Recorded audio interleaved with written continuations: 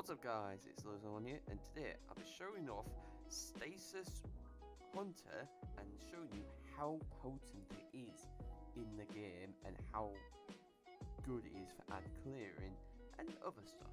So let's get into the video. So with this build and why Stasis Hunters is in a really good position right now is to do with the general sort of buffs and fragments we've got to build and like the weapons and all that sort of stuff. So let's go into the aspects and fragments of this build. So aspects we'll be using is Touch of Winter, which enhances your grenades. So for example, Glacial Grenades adds a Stasis Crystal, Dust Field Grenade increases the slow field size and adds a Stasis small Stasis Crystal on impact. Cold Stack Grenades, Seeker creates a Stasis Crystal on detonation and chains one additional time. For this build, we'll be using Dust Field Grenades, as Dust Field Grenades will do a radius, obviously slowing targets and then freezing them after some time. This is better than Glacial Grenades, as Glacial Grenades are good if you're obviously bursting them and shatter damage on all that, and if they get stuck in the Glacial Grenades, obviously they freeze. Whereas this, you're not as reliant on that using Dust Field Grenades, as obviously they'll slow targets and then freeze them over time, and then we're having a Stasis Crystal in the middle of Dust Field Grenade, it's quite nice with that. Now, then we go to the other one aspect, Grim Harvest. Defeating slowed or frozen patterns creates Stasis shards. These shards grant melee energy pickup by you or your allies, and which is pretty good. But the main caveat to why we picked this is it has 3 fragment slots. 3 fragment slots is really nice, and so in total we get 5 fragments for Stasis, which is really strong. So let's start by going to the fragments of this build. So Whisper Shards. Shattering a Stasis Crystal temporarily boosts your grenade recharge trait. Shattering additional Stasis Crystals increases the duration of this benefit. So that's why we have Dust Field Grenades, as we get small Stasis Crystal when we throw it. So when we destroy that, we get a bit of grenade.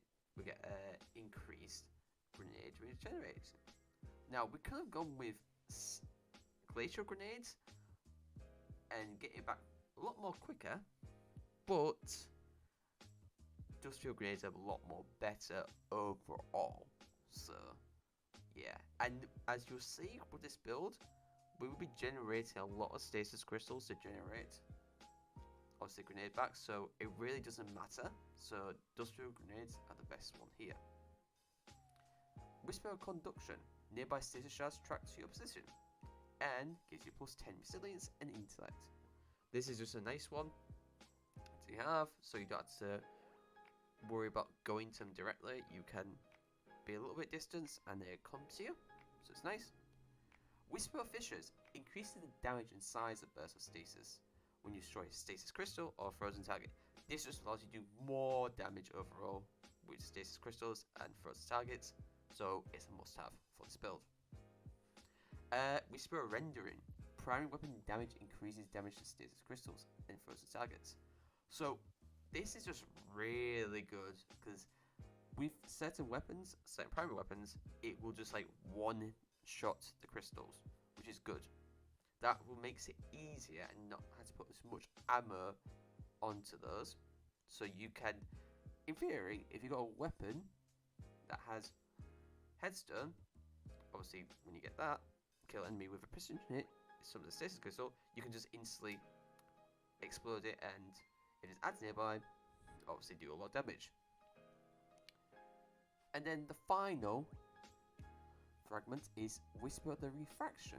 Defeating slowed or frozen targets grants class ability energy. We'll get into that on why that is good, but as we're slowing and freezing enemies, this is quite good, as we get a class ability back a lot faster. We'll get our grenades back a lot faster for shattering Stasis Crystals with a grenade, for our grenades, and then we get our melee energy back a lot faster by picking stasis shards up.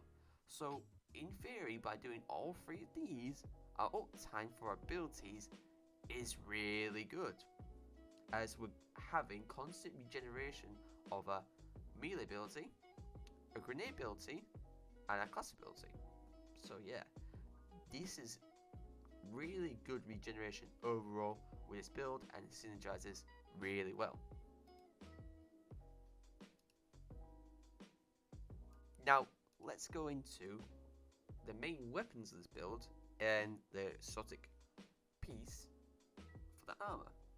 So, for the weapons build, and why this build is really strong, we're going to go with Wicked Implement. Now, Wicked Implement is a good scout rifle, but with this build, it's even stronger because of the synergies we have. So, what does Wicked Implement do? Well, it's exotic intrinsic trait, could be intuition, rapidly landing precision hits causes targets to become slowed. Obviously, once you make them slowed, and after time, you freeze them, which is quite nice for this weapon. Its other trait is 5 in Hivers. While keeping attrition is active, destroying stasis crystals or landing precision final blows creates a stasis shard that the stasis shard returns to you, and collecting stasis shards refill the magazine, which is really nice. Now, with the catalyst for this weapon, you gain headstone, and you also gain, when you collect stasis shards, it overflows the magazine. This overflows to 30, so you are basically doubling the amount of magazine you have, as its base magazine is 15. Now this weapon, with all this, is ridiculous, as this weapon would insta-destroy, obviously, stasis crystals, and obviously, with headstone, you just generate them again. So, this is ridiculous, and it's a really good primary weapon because of that. And, obviously, you can use it as a longer distance, and you'll be absolutely fine. Now, obviously, damage isn't great, but this is where we come into play with our exotic beast for this build, that being Mask of Baccharos. Now, you're wondering, why this? Why use Mask of Baccharos? Well, with Mask of Baccharos, when you use your stasis ability, class ability, should I say, it allows you to sort of shift into position, just like a faster dodge, but after you exit that sort of dodging whatever it is, you gain a temporary boost of damage to stasis and arc weapons for about 10 seconds. Now, this is stasis weapon damage times 4, which is higher than the other surges, because the surge mods go to times 3. So you, in theory, are getting a times 4 multiplier for 10 seconds with the ability to get high regeneration for your class abilities, as I speak before of how this build synergizes with all of its abilities together, which is pretty good and gets insane very quickly, as stasis times 4 with Wicked Implement at longer ranges does wonders, and it's really good overall. And even if you've got a stasis heavy weapon, and there's a lot of good options like Cold Confront, this becomes ridiculous very quickly, and you'll just do a lot of damage, and it's great. It's great overall for this build. So, with the seasonal artifacts for this build, there are main ones you want to focus for. So, the ones you want to focus for are Pillar of Ice, defeating encased combatants spawn stasis crystals. Encase means freezing targets, so that's different wording for that. And then Hailstorm, shattering encased targets or shattering stasis crystals, deals increased damage. And then shattering stasis crystals releases shards of ice that damage slow targets. That's nice, as you're slowing targets, we get benefits of killing slow targets, so it's good for that. You can also, with with this build, if you've got a solar energy weapon, you could go with Flint Striker. Obviously, grab a solar weapon, precision hits or kills. With solar weapons, grant new Radiant. Radiant is obviously a buff that allows you to have more damage to your weapons, so even more damage. And then Kindred Trigger. Radiant causes solar weapons to apply Scorch on Scorch combatants. This is a bit of a dot damage, nice to have for this build. Wishing to Being, while your sub is nearly full. Ability Final Blows spawn orbs of power. Obviously, the abilities we'll be using are obviously your melee because they generate kills. Wearing Seasonal Wish Armor decreases the super amount threshold, so we get a larger range for this if you're wearing the Seasonal Armor, which is quite good. And then Dragon's Bite, breaking combatants' shields with Strand or Stasis weapons has a chance to spend or freeze in our case. This is same thing with that, wearing Seasonal Wish Armor increases the chance, so that's good for that. Now let's get on to the mods for this build.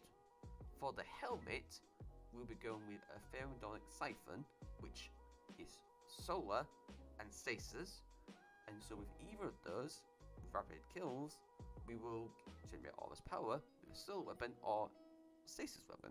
This is quite good as this combines both of them together, so it's nice to have that. Other mod can be hands-on, which obviously with our melee kills we gain super energy back. Quite nice for that. This can be replaced for any of the ammo finders or skill mods, so really choose what you want for this slot. But it's nice to have the Stasis weapon Final Blows or solar weapon one for Thermodonic Siphon, as the Siphon mods are beneficial for this build in getting armor charge. For your gauntlets, we're going to go with heavy-handed, power melee blows, create all power, fastball, increase the grenade throw distance, and then impact induction, cause damage to your power melee, attack reduces your grenade cooldown, so grenade timer will be reduced and we get back a lot quicker. For chest armor, charged up, really simple, get one more extra armor charge, and then the other two slots can be any resistance mods or another charged up for maximum 5 armor charge. And then for the boots, we go with 2 stasis weapon surges, which would be a ×2, and elemental charge. So when we pick up stasis charge, we have a chance of gaining an armor charge. And then for cloak, we go with 2 time dilations, as our armor charge decay has a longer duration, which is nice. Having 2 has an even longer duration, so that's why we go with 2. And yeah, that is the Stasis Hunter build, and oh my god, this build is a lot of fun, and in endgame content, this build will become ridiculous. And as you probably see in the background, just clearing ways ads after ads after ads, it's just dumb, and it's just really good overall. So yeah, if you enjoyed this video, suggest maybe liking the video or subscribing, and if you want to see me more builds, let me know what builds you want to see next. But other than that, thanks for watching, and see you guys next time.